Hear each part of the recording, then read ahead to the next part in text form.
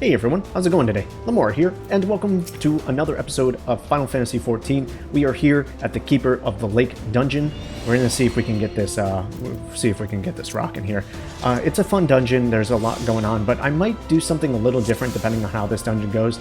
I might not commentate as much as you are used to, or I might not commentate at all and just put a voiceover on this episode, kind of explaining, because there are a few mechanics. The dungeons are getting a little harder and things that you need to be aware of, and I need to make sure that I'm on top of my game here instead of just like rambling about and making all the mistakes. So just bear with me if the commentary style does change.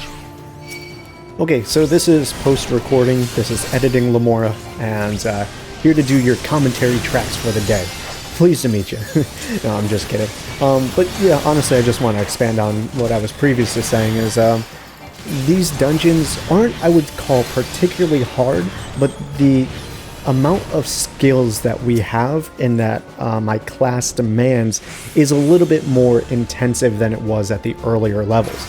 Obviously, you just need to be able to time things a little bit better, make sure that you're actually focusing on health levels of not just your tank, but everyone, because there are a lot more area of effect attacks and places where you stand, places where you don't stand, and cooldowns and OGCDs and different things like that. You need to just kind of be able to manage. And as you can see here, I'm kind of losing it in just like a small little sense, but I get it back, and it's not really too much of a big worry.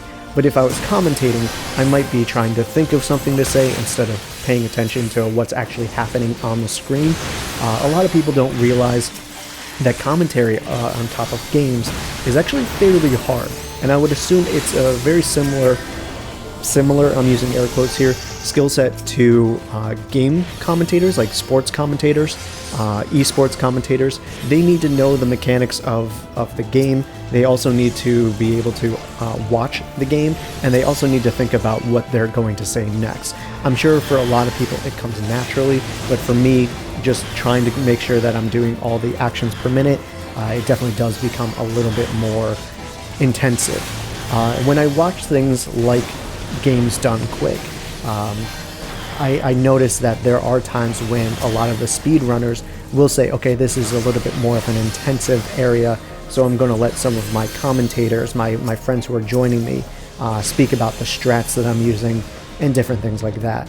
And I think that's what I'm going to start doing for dungeons in this game as well. It may not be all the time, but definitely times when I feel like it may be a little bit more intensive. I feel like I might need to concentrate a little bit more. So in the first pulls we saw, they're just random trash mobs, nothing you really need to worry about. This boss, mini boss I should call it right here, has a few attacks that you need to be worried about. That flame attack that he does actually lasts a lot longer than you would think. So once you see like the animation start, don't run into the fire because it continues to persist. As you can see here, the tank pulled him away and turned him around into us, and I got hit by that. This boss will also drop these tanks, these auxiliary cerulean tanks. You want to blast them away from you and all the party as soon as you're able to. At least the small ones. The tank really should ideally be pulling us away from this main cerulean tank, because they will eventually explode. You'll see them; they'll start to glow, and you need to get away from them because they are capable of wiping a party. The small ones, you can take a few hits here and there, but if you mix in the large ones, it becomes relatively dangerous. So you see me using Ruin 2 here. You don't need to try to destroy them or anything. Just get them out of the way. Sometimes they take a few hits to get far out of range. The boss also has one attack where he'll like kind of suck it back in towards the middle of the arena. Again, just focus on getting those away from your party. So the tank is learning, like, don't stand in the area of effects, don't stand in the fire, and just generally burn down the boss. I'm trying my best just to make sure no one is getting hit here. I think the tanks are getting to the point of about to explode, so we need to also kind of worry about that. Somehow this bird dragon thing also has like a minigun, which is kind of funny. Like he holds on to that and will shoot it off every once in a while, but nothing too crazy on that boss. Just make sure you get those cerulean tanks away from your party. Alright, we're going on to the next area. As soon as that loads in, we'll start facing off against some Garleans, so we need to be aware of the mechanics that change with that. which when I say mechanics, I mean there's nothing different. Just burn them down because they're mobs. But in this case, you need to take care of them all, because if you look in front of us towards the stairs at the top of the screen, there is a barrier there. One of the guys will drop a key that you need, or a password or something, I forget what it's actually called, that you'll need to pick up and interact with the Magitech terminal that's next to the barrier. So you need to burn down all the mobs here. You can't pull wall to wall. You just have to take care of them one at a time. So I think I grabbed the Imperial identification key. Our tank goes and interacts with it, and now we're able to advance. Around here, I'm going to start pulling an Adoloquium on our tank, because there are more mobs coming up, so we'll get pre-pull on that. There is a giant Colossus behind a barrier that we need to take care of and worry about. As of right now, he'll just kind of put out some line attacks while he's not available for attack. So the tank's going to kind of pull everyone over here. Some people like to destroy that Magitech barrier generator, whatever it is, field generator, so that you can kind of get all the mobs in together. Other groups will just take care of the small trash and then focus on the Colossus, just because he has such large attack ranges. His line attack, as you saw there, is so massive, and on top of some of the other area effects, it can be a little much to manage, but again, our gear is pretty well leveled, so we don't need to worry about that. Just avoid AoEs and the such. And I think I make a few stupid mistakes here where I stand in front or close enough where cleave attacks can hit me, ones that aren't telegraphed. It might be up in the next area even. Don't do that. It pretty much is, if the tank is facing the enemy away from you, don't stand in front of the enemy. It's just, you're asking for a bad time, you're squishy, and all that. So here I waited to add the Adoloquium because I was late on applying it, so I knew if he had pulled one of the enemies and I had applied Adoloquium, they would have all started aggroing on to me. So I waited for him to pull everyone before I put the Adoloquium on him. It's just something that I'm slowly learning in the time it takes me to play this game. Every time I go through a dungeon, every time I learn, see right there, I took the swing mechanic, or the cleave. Every time I go through a dungeon, every time I make a mistake, I learn from it, or at least I try to the best of my capabilities. So I am still learning this class. There are more mechanics that you need to be worried about as far as a scholar is concerned. Just making sure that you are paying attention to things, because this class is more about damage mitigation and not healing up after the fact. So I need to kind of know the mechanics so that I can prevent them from ever happening. So we defeat the Colossus. He drops the identification key and we move on here. And I think this is the next area, if I'm not mistaken. We'll hit another loading screen here. Oh, no, I'm sorry. I almost forgot about this boss. I hate this boss so much. He's really annoying. None of his mechanics, I would say, are detrimental. Like, he doesn't have any wipes or anything like that, but he can slowly kind of just burn your group down. This attack, very similar to the first one. Don't stand in it after the AoE marker has gone away. That flame will continue to persist and kill a lot of people. He will also target one random player at any time and do this cerulean Garlean fire, I think it says, Garlean fire. It's annoying. He'll continue to do it as the fight goes on, and he'll kind of negate areas of the arena, making your spaces to move smaller and smaller. So just try to keep him going around the outside of the arena so that you always have room to maneuver. I think I make mistakes, and I think some of my teammates even make mistakes here. When he targets us and them, we might cut off half the arena, which cuts off our friends from each other, and may get us out of range of healing skills and different things like that. So you just need to be aware of what's happening here. I think I'm trying to aim towards my tank and heal up. I may have been hitting the wrong buttons there, expecting possibly that I had some of my instant heals that I used my Aether Flow on, but I didn't. So this big guy is just a regular dude you just need to take care of. He's just there to distract you. Obviously you can see I'm being targeted. Don't be fooled. Just keep on keeping this Garlean fire on the outside of the arena as best as you can, while your teammates focus on killing this guy. So now you can see one of our targeted guys split the arena in half. The tank is going to try to pull him over in the other area. Thankfully, he went over to the corner instead of in the middle, because we would have had a very, very small space to work on. I noticed I got targeted, so again, trying to keep all of the fire around the outside. But unfortunately, well, fortunately for us, I should say, is he dies before he's able to get any good coverage on his fire. So I'm just kind of greeting everything, even if it's stuff I don't particularly need right now. Some of it may come in handy later. I decided that I was going to get all of my base A Realm Reborn classes up to level 50, because, you know, that's a smart idea. So unfortunately, because I don't have the MSQ to help level them up, I have to kind of gain gear by doing dungeon runs. I have to gain levels by doing anything that I can anything that's necessary. So in this area, you'll constantly get rained down upon with AoEs from ships or cannons from the outside. These are not from the enemies that you can kill, so you just need to be worried about that. Don't stand in one spot for too long, otherwise you will be blasted by some giant bombs. As you can see, once you defeat the group of enemies around here, they will open up the new passageway for you to go through. And of course, more enemies and more rain of fire. I think is that a ninja? The ninja's going to get that treasure chest.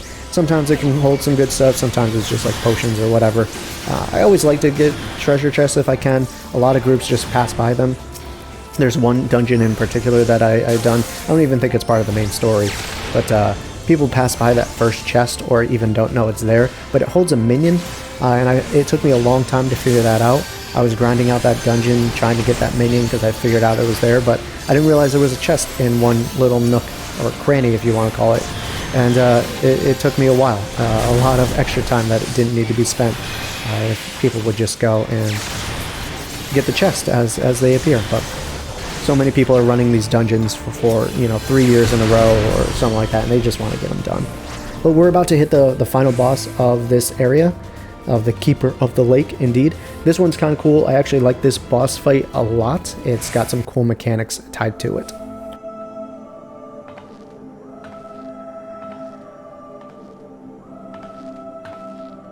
Who treadeth now upon my bones, and waketh me from slumber sweet?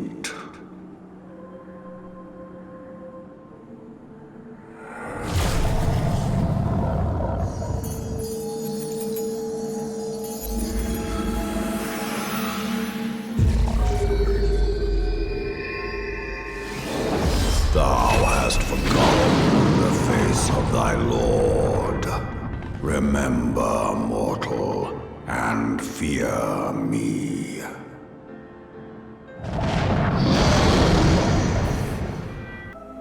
Yo, what's up? Editing Lamoura from the future. You're back at it again to commentate over this boss fight.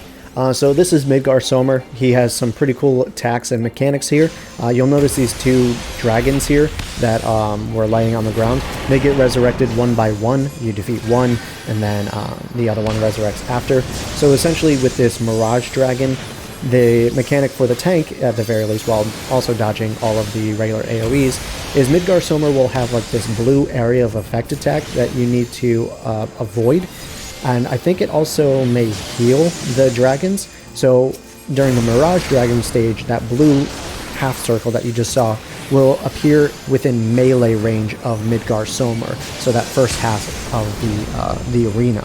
So you want to pull the Mirage Dragon as far away from Midgar Sommer as you can. Now, partway through this battle right here, you'll notice this little guy, this ad will come in. Midgar Sommer will use his wipe attack here, so you need to destroy that ad and activate the shield barrier that he drops, which will allow us to survive the attack, while also dodging the Mirage Dragon's attacks. So it can be a little tricky if people aren't paying attention to that ad getting pulled in. You need to burn it down immediately and activate that little barrier thing that he has. It happens again for the other dragon as soon as we defeat the Mirage Dragon here. So unfortunately the tank has him pulled in within melee range, so the Mirage Dragon Maybe he didn't get healed. I don't know exactly. Maybe it's not healed. Maybe it's just that's where the attacks happen. So in order to save your group, you want to keep them outside of melee range. Now for the next dragon, as soon as that comes up, you saw the area of effect, how it looks. For this one that's getting spawned in right now, for this one, you want to, well, besides this attack, you want to keep this one within melee range. This way, Midgar Somer's wipe attacks or whatever will actually have yeah, so you can see here, I lost the words. So this team can stay safe within melee range from his wipe attacks. So it gets a little bit more hectic with the AoEs with this dragon as well. During this stage, there's also some area of effects that get put in. So you don't want to like close off too many of your areas that are safe to stand in. But other than that, he starts launching off some of his attacks a little bit faster. Red Mage here, nope, is it that's a ninja? It's the ninja. Ninja's taking a little bit of damage, jumping in and out of some of the AoEs and whatnot. This one's a little bit annoying. They explode, these little things, they expand from the original person who gets targeted and explode one by one. You could, as the people who aren't targeted, the one who is targeted, just run away from your group. I'll start with that. But the people who aren't targeted, you can actually stand on the second ring, and once the first circle explodes, jump inside the circle, and then you won't have to run all the way to the edge like the other person does.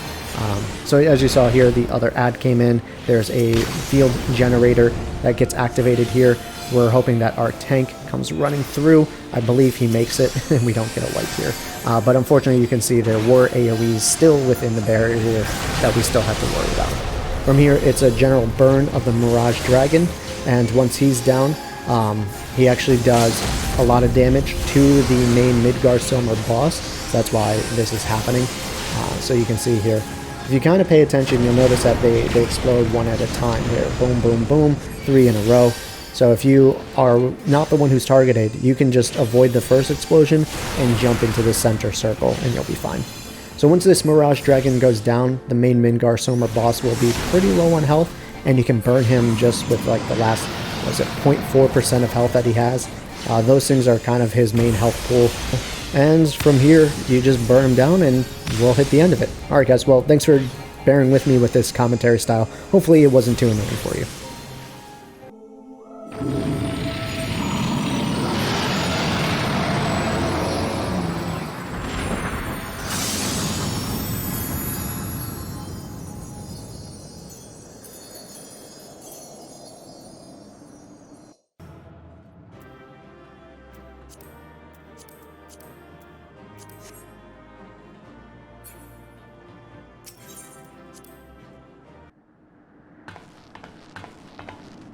By her gifts hast thou earned a moment's reprieve.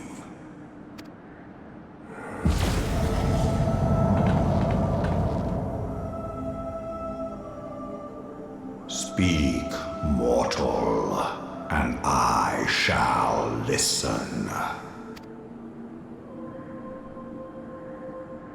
Guided by a star. My people have heard the song. Ishgard shall burn. Sons must answer for their father's misdeeds. We do not forget. We do not forgive.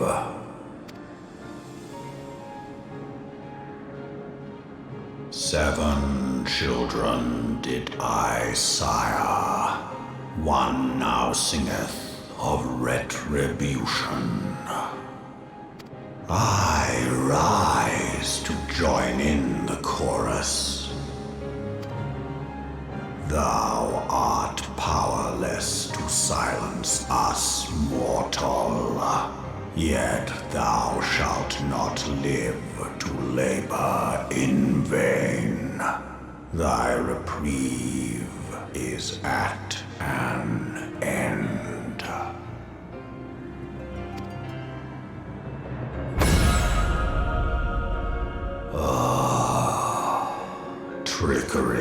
is thy shield. This frail, ignoble creature is not gifted, but chosen. Hearken to me, Hydaelyn. I remember, and I consent. Fear not, mortal. I shall not harm thee.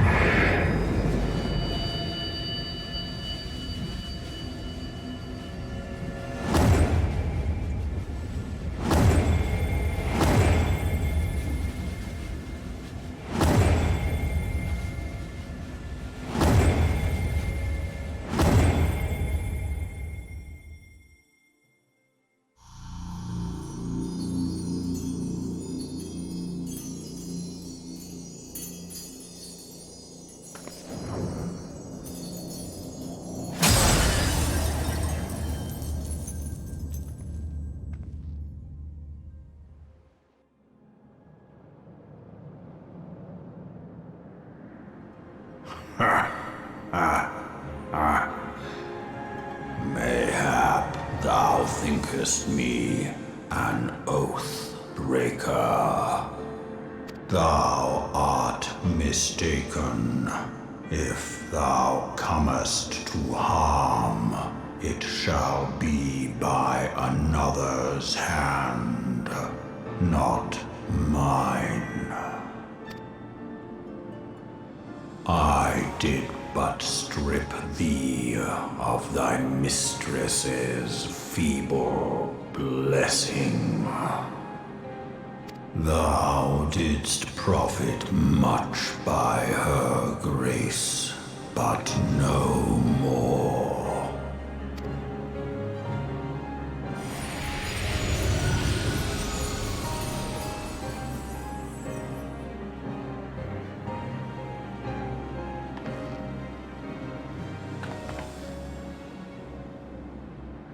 The covenant binds me to thee. I shall watch, listen, and wait. Fight and struggle, if it be thy will. Man hath ever coveted that which lieth beyond his grasp.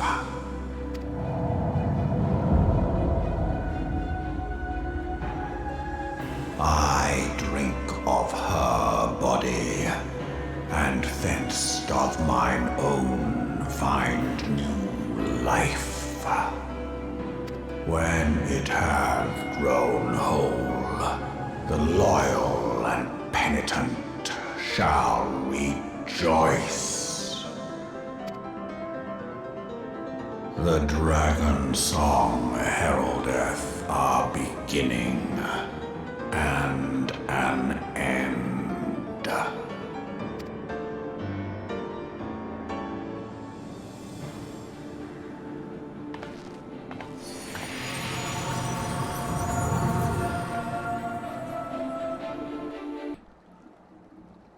You may summon Midgar Summer by selecting the corresponding entry within your minion guide under character in the main menu. That's right, we can now summon Midsar Gomer as a minion. Let's see, there he is. Let's summon the little guy. Yep, there he is. Oh, bye, Momo. Alright, let's see. Dolmen Watch. I was beginning to fear the worst. Were those explosions I saw? Ah, but you shouldn't waste time talking with me. Afino left a message stating that you were to return to the Rising Stones at once. Okay, and we shall. Hold on. 1 second, though. I'm getting a call. Alright, sorry about that. Had a phone call. Sometimes life happens like that. And so, now that we have the Keeper of the Lake now completed, we can go back and... I always forget to do this. Well, not always. Lately, I've been trying to, and this is just in this first episode that you'll be seeing it, but I've been trying to turn off the journal in the dungeons so that we can kind of enjoy it and it's not cluttering up our screen as much, because the duty finder thing is already there, then you have the journal. It's just like, it's so much, but I probably won't remember. I really do hope, though, that you guys don't mind the fact that I did an over-commentary on that dungeon instead of doing a live comm. It's just like, it's so much for me to remember all of my skills and my rotations and making sure that everything's good, that if I'm trying to focus on what to say and make sure it makes sense, plus also keep my party alive, it's too much for me personally. I'm not saying that it's not impossible. I'm not saying that I couldn't do it. It's, to me, not where I would want to be, how I want my commentary to be. I know that I would just be like a lot of wait, what was I saying? Hold on, gotta make sure I do this, and drop a lot of sentences. Again, just not really what I want. So, let's talk in to Alphino and turn in this quest.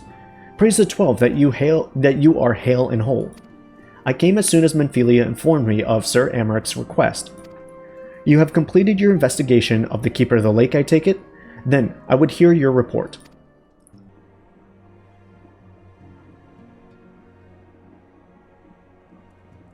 You conversed with Midgard Sommer? I swear, were anyone else to make such a claim, I would regard it with considerable skepticism. We are to understand that the Worm Lord did not perish, and has, in soon, lain dormant these past 15 years? Less a resurrection, and more a rejuvenation for he who dwelleth in eternity, years passing as moments. Though his words were ambiguous at times, one statement left little room for interpretation. My people have heard the song, Ishgard shall burn. Clearly, an attack is imminent. We must share this information with Sir Amaric immediately. However, we dare not divulge your conversation with Midgard Sommer in its entirety. To even acknowledge that you heard the voice of a Dravanian is a grave but necessary risk, lest we forget men have been executed as heretics for declaring as much. For your own protection, and for the sake of tenuous relations with Ishgard, the truth cannot leave this room.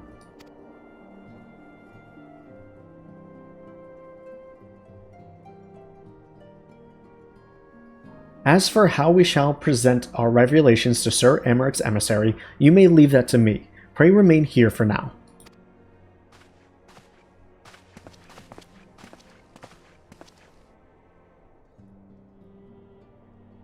Is there something you're not telling us, Nia? You seem different somehow. 'Tis almost as if you are missing something. Something important.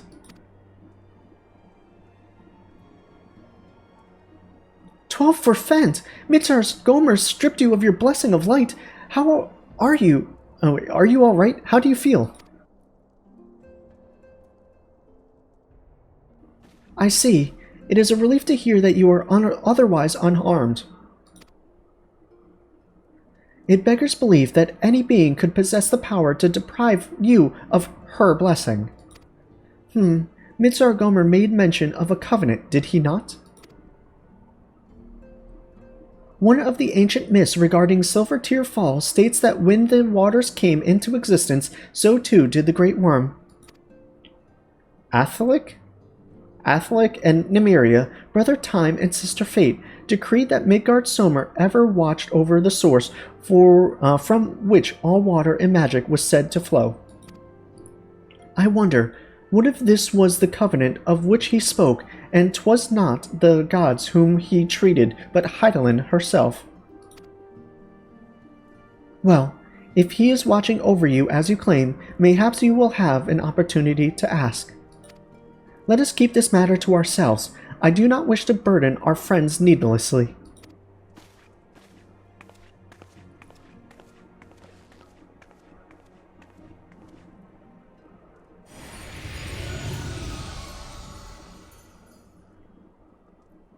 Art thou a pawn or a master of thy fate?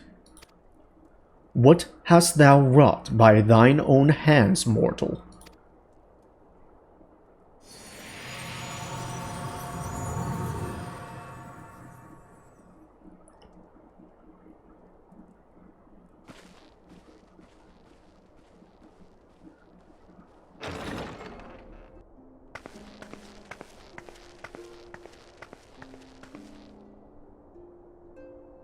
My friend, I can scarce believe it. You confronted the Worm Lord and lived to tell the tale.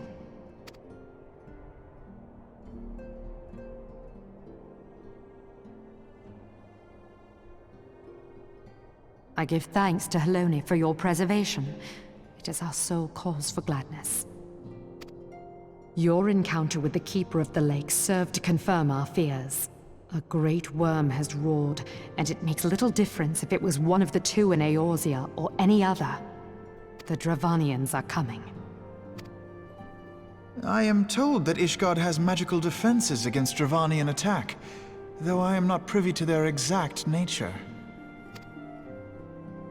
Will they be enough to repel a massive force? Ishgard has weathered countless assaults over centuries. This will be no different.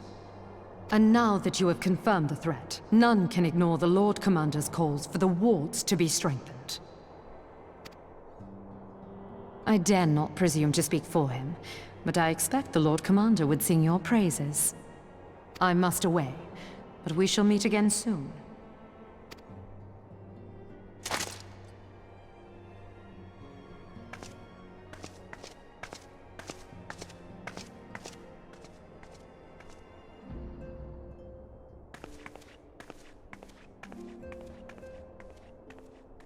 Countless assaults weathered, and this will be no different? Why am I not convinced?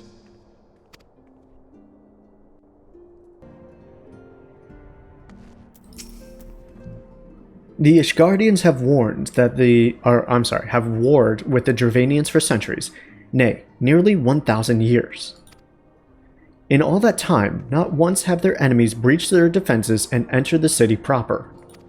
Yet regardless of how strong those magical wards may be, I nevertheless fear that the Ishgardians are underestimating the gravity of the situation. Though it was not Midgar Somer who roared, a call to arms by one of the first brood cannot be ignored. Until such times as they choose to request our aid, however, we can do naught but observe the situation at a distance and pray that our fears are unfounded. Whew, wow, that was actually a lot more than I had expected. I forgot about the lengthy cutscene at the end of the Keeper of the Lake dungeon. Well, in any case, guys, I gotta end this episode here. I hope you've enjoyed it. I'll see you next time. Peace out, and much love to you.